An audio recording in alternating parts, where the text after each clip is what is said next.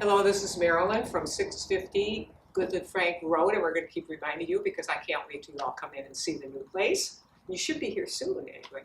But I don't know if you really know my process when I decide to do these videos, but I do a little research.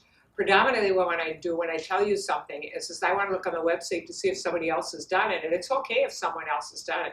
But I look for information that no one's done, okay? So you have to let me know at the time if I'm reaching out and you're getting information you can't find it elsewhere.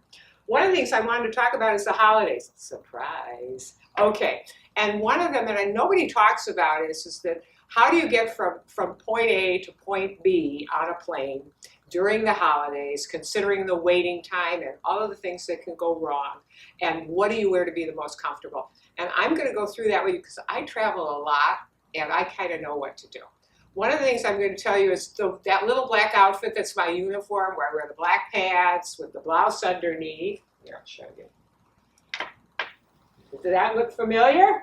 Is that me most of the time? This is a great travel outfit for a lot of reasons, especially on flights that are over 3 hours, because you're going to get cold. The minute they go up in the air, they really pipe up those air conditioners. European flights, for sure, you're going to freeze. That's why they give you blankets and everything. So that's one of the things to consider, clothing that isn't really tight to the body. And also, too, I know nobody wants to mention this, but I think they treat me better because I'm not in jeans and a sweatshirt or traveling in shorts or something. It seems like it just goes a little easier. So I just think when you're going to go through stressful times, I'm not saying you should never fly that way, but through stressful times, you ought to kind of look a little bit better, only because you want to be ready for the problems when they happen and the people dealing with you, and you're going to need that edge when you do that. I have a little trick I do. I have one with long sleeves.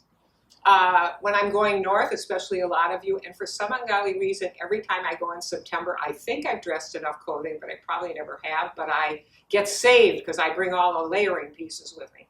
It's really nice if you're going somewhere and you're going into a closer kind of, instead of it being a cotton shirt, I'd go with a silk.